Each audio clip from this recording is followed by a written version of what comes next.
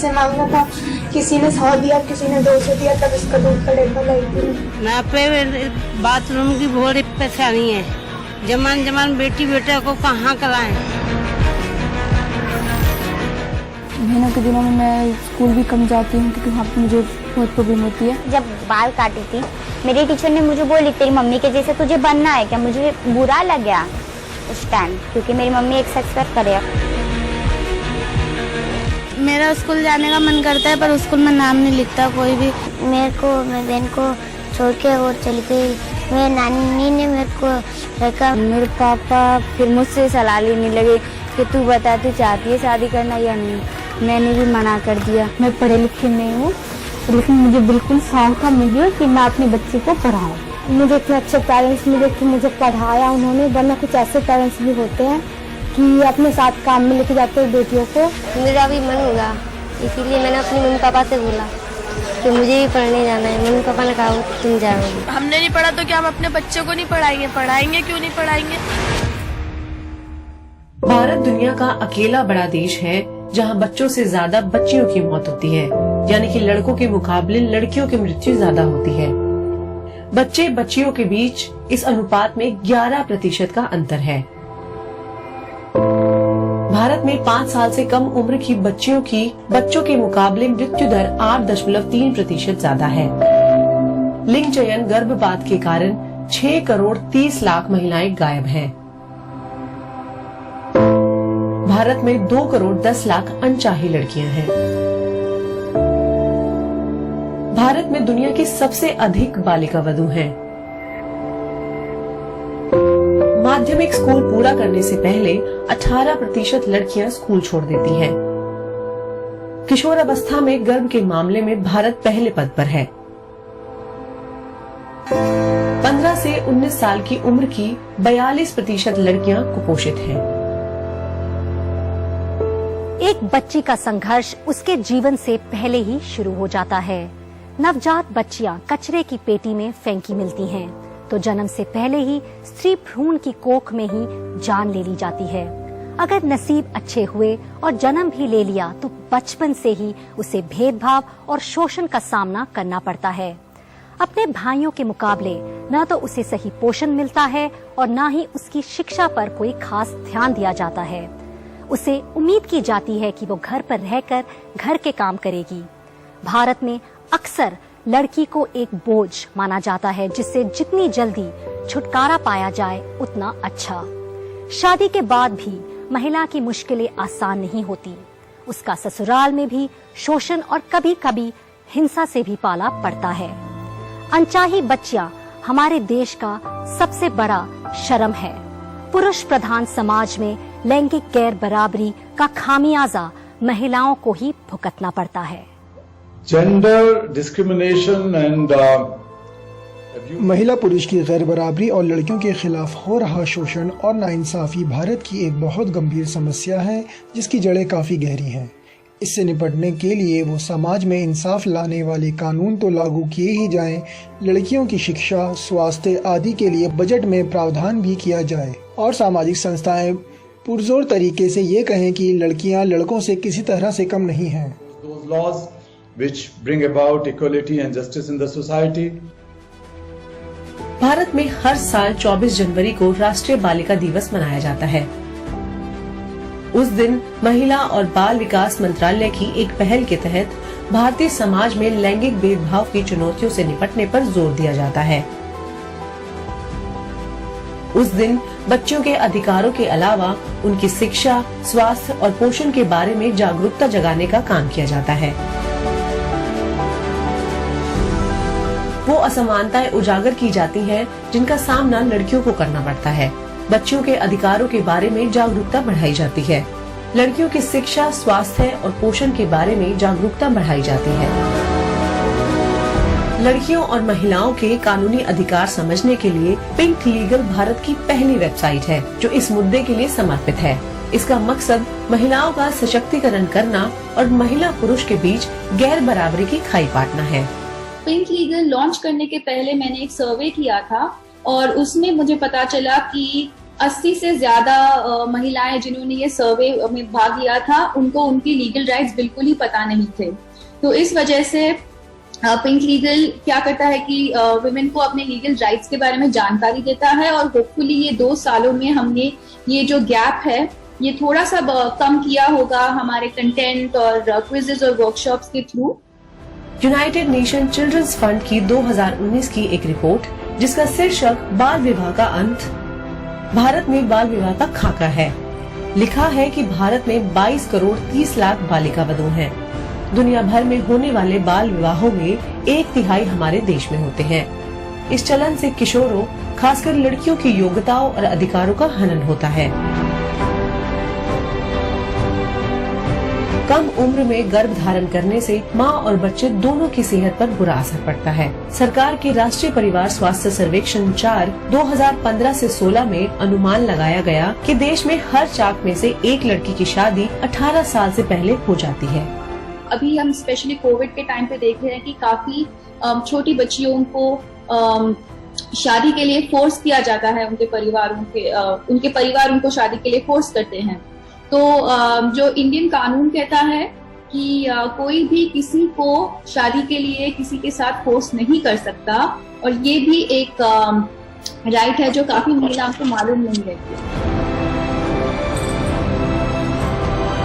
कोविड-19 महामारी के दौरान बाल विवाह की समस्या और बढ़ गई है। सामाजिक, सांस्कृतिक और आर्थिक वजहों से देश के बहुत से किशोर स्कूल छोड़ चुके हैं। उनकी जल्दी शादी हो जाती है, खराब माहौल में काम करना पड़ता है, यौन संबंधों में सक्रिय हैं और कई दबावों का सामना कर रही हैं।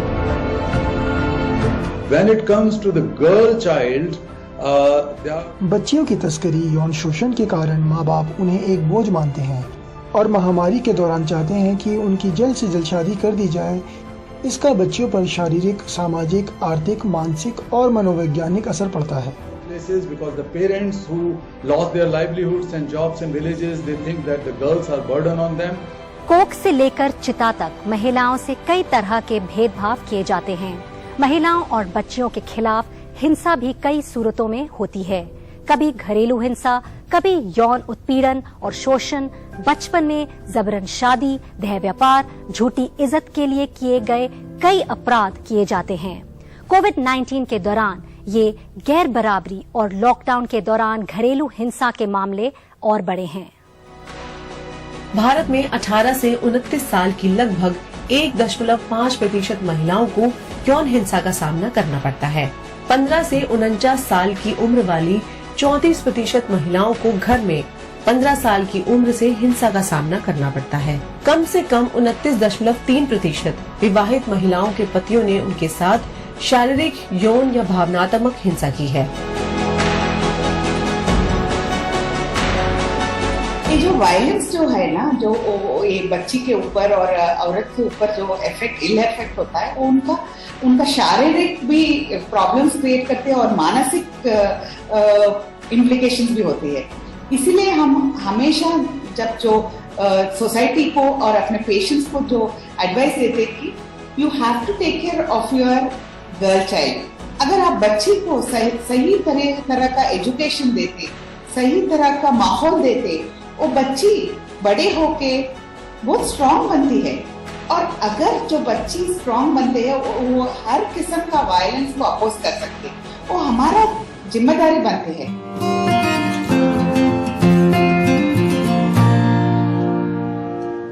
एनडीटीवी डिटॉल बनेगा स्वस्थ इंडिया कैंपेन के इस खास कार्यक्रम में एक बार फिर से आपका स्वागत है।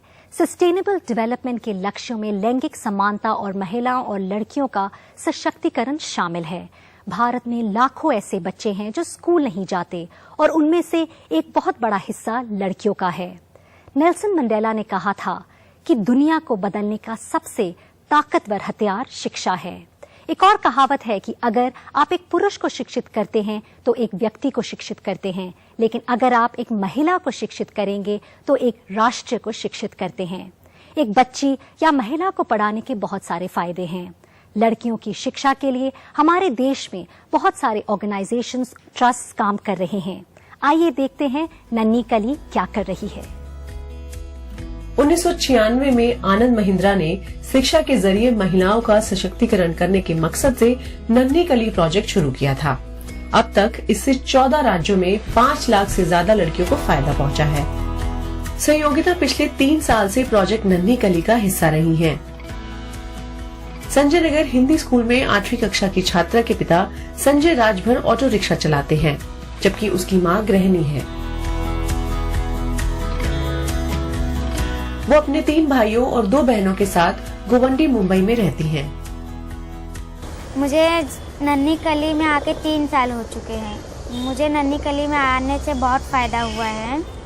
तो हमें नन्ही कली में एक किट मिलता है जिसमें कि हमारी ज़रूरत की चीज़ हो, और मैं अपने घर में सबसे बड़ी हूँ। मेरी ये सपना है कि मैं बड़ी होकर एक डॉक्टर बनूँ और अपने घर वाले की मदद करूँ थोड़ी। नन्ही कली में आने से मेरे मम्मी पापा को पैसे का ज़्यादा दबाव नहीं है। मैं नन्ही कली में आके अच्छे से पढ़ाई कर सकती हूँ, जिससे कि मेरे मम्मी पापा के ऊपर कोई बोझ नहीं है। कुछ साल पहले तो ऐसे नन्ही कली नहीं था, तो सिर्फ हम लड़कियों को तो कभी पढ़ने का मौका नहीं मिलता था बहुत पहले। तो अब तो जब नन्ही कली निकला है तो इसमें लड़कियों को पढ़ने का बहुत वो सपोर्ट दिया गया है। प्रोजेक्ट नन्ही कली में गुजारा वक्त और वहाँ का तजुर्बा तंजीम बानो को बेहद अजीज है। अब उनका इरादा है कि अपने तजुर्बे की मदद से अपने जैसी और लड़कियों की मदद करेंगी। मेरे अब्बू गैस डिलीवरी करते हैं, मेरी अम्मी घर में खाना पकाती है। मैं बड़ी हूँ, मेरे दो छोटे बहन भाई हैं। मेरा सपना है कि मैं बड़े की टीचर बनूँ। जैसे मैं नन्ही कली में पढ़ती वैसे मैं और बच्चों को पढ़ाना चाहती हूँ। नन्ही कली से मुझे bag, pen, pencil, geometry box, sweater और सबसे बड़ा सरप्राइज में सैनिटरी पैड मिलता है। उसकी वजह से मुझे बहुत फ़ायदा है और मेरे मोहल्ले में बहुत कम जन यूज़ करते हैं उसे। मेरे अम्मी अब्बू के पास इतने पैसे नहीं थे कि वो मुझे टैब खरीद के दे सके। मैं जैसे नन्ही कली में आई हूँ तब मुझे उधर टैब मिला। मैं अपनी पढ़ाई बहुत अच्छे से कर पाती हूँ। मिडिल क्लास का हूँ, उतना इनकम नहीं है, फिर भी जब से नन्ही कली में पढ़ने लगी है तो मेरे घर में थोड़ा बचत होने लगी है, इसलिए कि उसकी पढ़ाई में ना मेरा खर्चा जा रहा है, वो ट्यूशन फ्री में हो रहा है, बाकी और जो किताबें सामान ये हमें फ्री में मिल रहा है। हमें इसमें ज़्यादा वो लागत लगाने की ज़रूरत नहीं है। और मेरी लड़की अच्छा माशाअल्लाह पढ़ भी रही है अच्छे से और आगे भी बढ़ेगी। नन्ही कली का मानना है कि लड़कियों की शिक्षा और देश की खुशहाली का गहरा नाता है। अच्छी खबर ये है कि पिछले 7 दशकों में भारत में लड़कियों तक शिक्षा की पहुंच में गजब का सुधार आया है।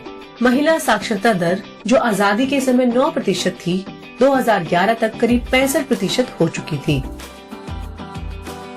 हालांकि कोविड-19 महामारी ने लड़कियों के अधिकारों और शिक्षा की लड़ाई पर बुरा असर डाला है, जिससे लाखों लड़कियों के भविष्य को खतरा है।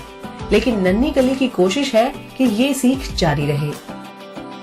कोविड के चलते लॉकडाउन हुआ और सब जगह स्कूलें बंद हो गई महीनों तक।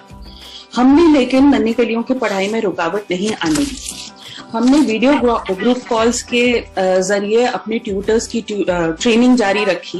व्हाट्सएप पर नोट्स और वर्कशीट्स उनके पास पहुंचाते हम गए और फिर ये जो ट्यूटर्स हैं अपने गांव की जो नन्ही कलियां हैं उनसे मिलकर उनके घर पे जाकर, ताकि ज्यादा बच्चे एक जगह ना इकट्ठे हो, उनको पढ़ाने लगे। उन तक टैबलेट्स पहुंचाए, इलेक्ट्रॉनिक डिजिटल टैबलेट्स, जिसके जरिए हमारी लड़कियों की पढ़ाई जारी रही और कोई रुकावट नहीं आया। लड़कियों की शिक्षा आर्थिक विकास का एक अहम हिस्सा है। कई शोध से ये पता चला है कि देश की जीडीपी महिला शिक्षा के साथ बढ़ती है। ये चारों तरफ India and as well as abroad बहुत रिसर्च में पाया गया है कि जब एक लड़की पढ़ लेती है, हर हाई स्कूल के बाद 10वीं के बाद हर 1 साल ज्यादा अगर वो पढ़ती है, उसके फैमिली में income X number of dollars बढ़ जाता है। और आप सोच सकते हैं कि हर फैमिली की इनकम अगर बढ़ रही है तो नेशनल इकोनॉमी पे भी उसका इम्पैक्ट आएगा। गुरुग्राम में मानस स्कूल भी वंचितों को शिक्षा देकर और उनका कौशल विकसित करके समुदायों के सशक्तिकरण में बड़ी भूमिका निभा रहा है। Empower a girl means empowering you or a whole family। आप क्योंकि वो आगे जब अपने बच्चों के साथ सबसे ज्यादा टाइम स्पेंड करती है मदर, और बच्चे जब मदर को देखते हैं कि that she has done something different from the other our relatives, so we can also do the same thing. तो इससे बच्चों पे एक बड़ा पॉजिटिव इम्पैक्ट आता है अगर मदर एजुकेटेड है तो। और यहाँ हमारे स्कूल में स्पेशली मानस में गर्ल्स आर अंडरस्टैंडिंग दिस। मैं जब 12 साल की थी तब मुझे इंग्लिश तो दूर की बात हिंदी तक नहीं आती थी, बंगाली सिखाता था, तब मुझे कुछ समझ तक नहीं आता था। फिर मानस से मुझे सपोर्ट मिली, मुझे हिंदी सिखाया, एक्स्ट्रा क्लासेस दिए, हिंदी सिखाया, इंग्लिश सिखाया और हर 3 महीने बाद हमारा टेस्ट लिया गया। फिर हमें 7th में एडमिशन दिलाया हाईवे स्कूल में, फीस भी वहाँ पे देते थे, मानस स्कूल से दिया जाता था और अभी भी मानस स्कूल से हमें सपोर्ट मिलते हैं, अभी भी हमें मानस स्कूल से फीस दिए जाते हैं स्कूल में। और अभी मैं 12वीं कक्षा में पढ़ रही हूँ और उसके साथ साथ मैं डेंटल असिस्टेंट का कोर्स भी मैंने क्लियर कर लिया। हाँ, मेरी बड़ी सिस्टर थी जिन्होंने पढ़ाई नहीं किया था, उनकी जल्दी शादी हो गई। अगर मैं भी पढ़ नहीं रही होती तो मेरी भी शायद शादी हो जाती। इसीलिए I am really very grateful जो मानस स्कूल ने मुझे सपोर्ट किया, ये अपॉर्चुनिटी दी कि मैं पढ़ाई करूं, नहीं तो शायद मेरे साथ भी ऐसा ही होता जैसे मेरी दीदी के साथ हुआ। स्कूल का टीम ने हेल्प नहीं करता तो मेरा बेटी आज नहीं कर पाती, हम भी नहीं कर पाती, हमारा भी इतना आर्थिक नहीं है करने का। मेरा 3 बेटी है, एक बेटी को हम लोग शादी कर दिया था, पढ़ा नहीं पाया, इतना पैसा भी नहीं था, पढ़ा नहीं पाया तो फिर दहेज मांगा, दहेज नहीं पाया, इसीलिए वो घर वाला ने मार दिया उसको।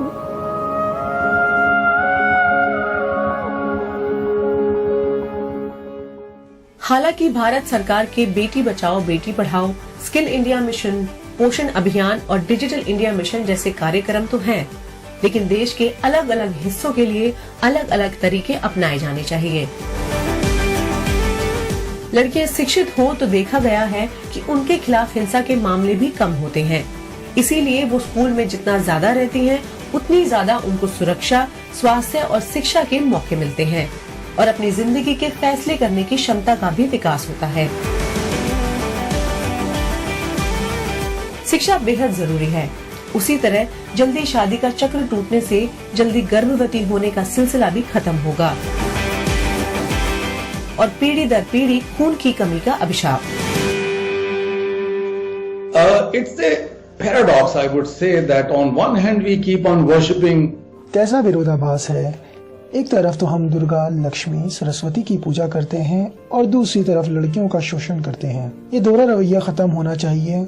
हमें सामाजिक जागरूकता जगाकर तुरंत कार्यवाही करनी चाहिए ताकि लड़कियों के साथ बराबरी का बर्ताव हो, लेकिन लड़कों को भी सिखाना चाहिए कि असली मर्दानगी या पौरुष लड़कियों को तंग करना नहीं बल्कि बच्चियों और बेटियों को बचाना और उनकी हिफाजत करना है, ताकि हम अपनी लड़कियों के लिए बेहतर और सुरक्षित दुनिया बना सकें। A better world and safer world for our girls.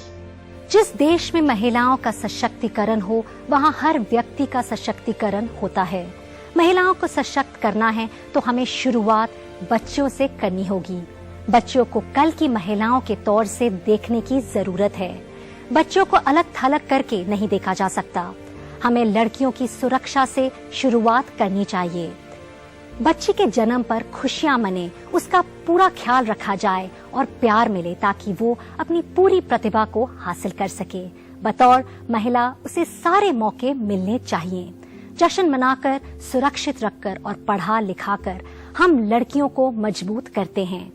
अपनी बेटियों को शक्ति देकर हम अपने समाज का सशक्तिकरण करते हैं, यानी देश का सशक्तिकरण करते हैं। तो आइए जागरूकता फैलाएं और मानसिकताएं बदलें ताकि समाज और परिवार में बच्चियों के जन्म का स्वागत हो।